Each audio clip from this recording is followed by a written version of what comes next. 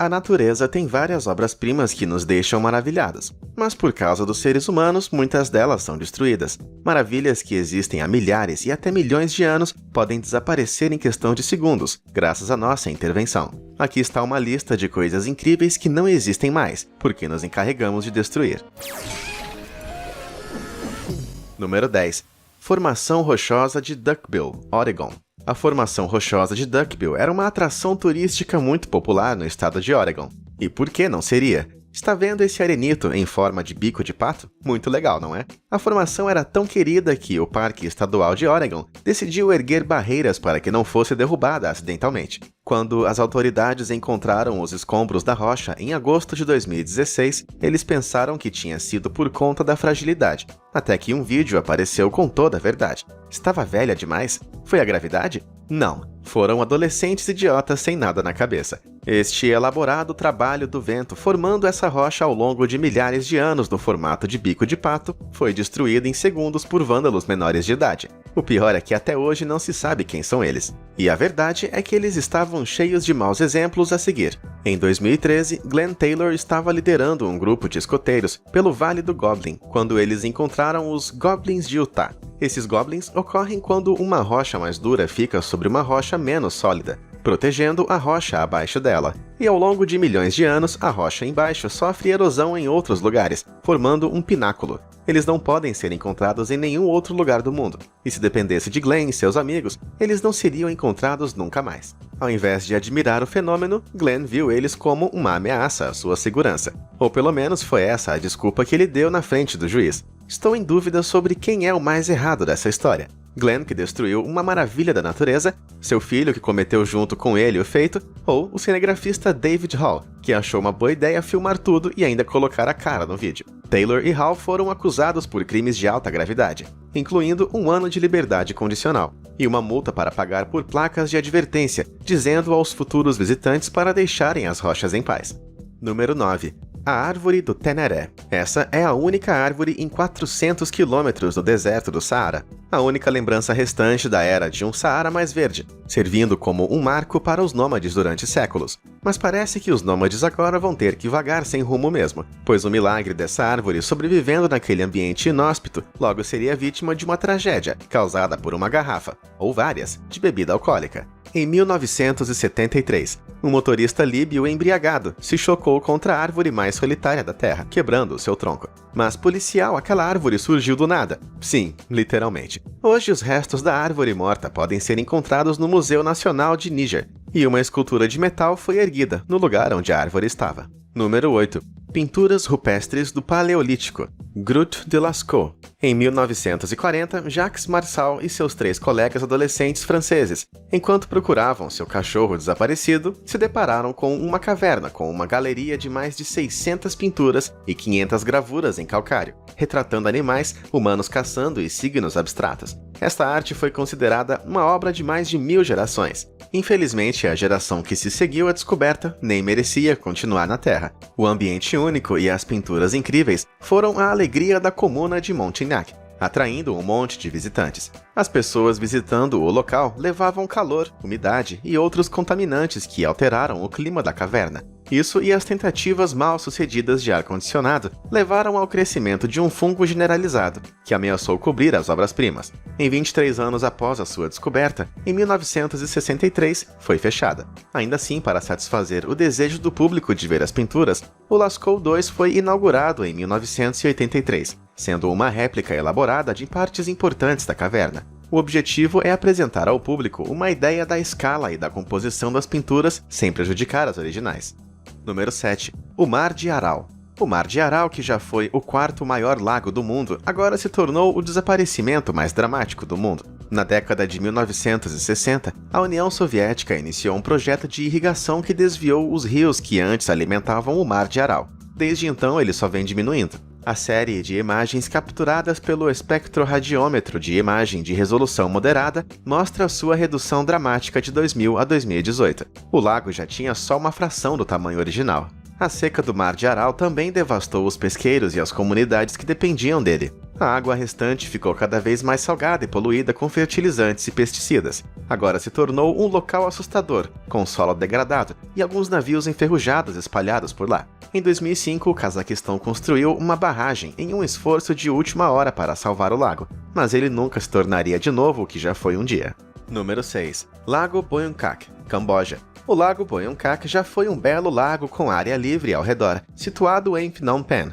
Os visitantes internacionais frequentavam a área e se hospedavam em pousadas, comiam, bebiam e assistiam ao pôr do sol. Hoje é basicamente uma poça comparada ao que era antes. Em 2007, o governo cambojano concedeu direitos de desenvolvimento para Shukhaku Inc., que em 2010 encheu mais de 90% do lago com areia para cobrir caminho para edifícios e vários empreendimentos. Essa empresa é propriedade da esposa de um senador do partido no poder. O negócio não apenas eliminou o turismo na área, mas também teve efeitos desastrosos para as mais de 4.000 famílias que dependiam do lago para sobreviver. Muitos tiveram que se mudar e lidar com inundações frequentes, e receberam uma indenização mísera. Número 5.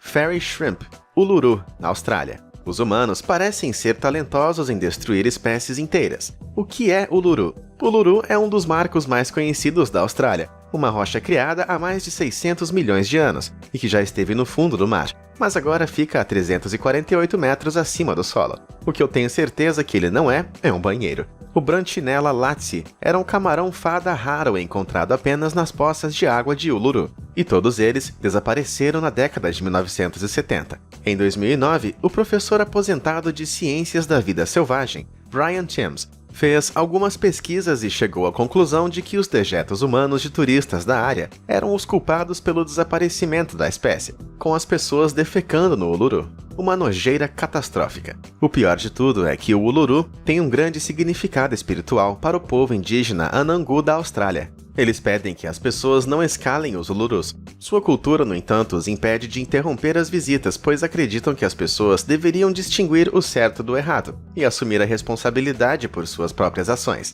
Obviamente, nem todo mundo pensa assim. Caso contrário, os visitantes pelo menos iriam andar com um saco plástico. Número 4. Geleira Chacaltaya, na Bolívia. Essa já foi a estação de esqui mais alta do mundo, onde você podia esquiar acima das nuvens, a 17.388 pés, ou 5.300 metros, enquanto admirava as belas vistas do Lago Titicaca.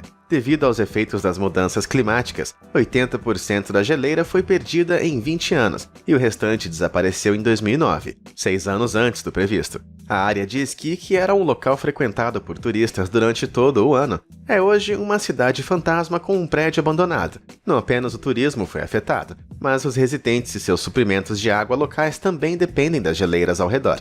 Número 3. Linhas de Nazca, Peru. As linhas de Nazca com 2.000 anos, consideradas um dos maiores enigmas do mundo arqueológico pela Unesco, são uma série de imagens arranhadas na superfície de uma planície costeira a cerca de 362 quilômetros ao sul de Lima. É a coleção de geoglifos mais conhecida de todo o mundo, e para apreciar sua majestade, deve ser visto de cima. Claramente, um local tão espetacular como esse deve ser mutilado por humanos não uma, mas várias vezes. É o que vem acontecendo, em parte porque fica próximo a uma estrada que passa pelo local. E eis que temos a pior ação ativista da história, com o famoso Greenpeace. Em 2014, o governo peruano se irritou com os ativistas quando eles conduziram uma ação durante as negociações da ONU sobre mudanças climáticas em Lima. Eles colocaram uma placa dizendo "É hora de mudar, the future is renewable", ao lado da gravura de um beija-flor. Suas pegadas e a placa, no entanto, causaram danos no local. E eles não foram os únicos a danificá-lo. Os motoristas também causam danos quando passam por lá.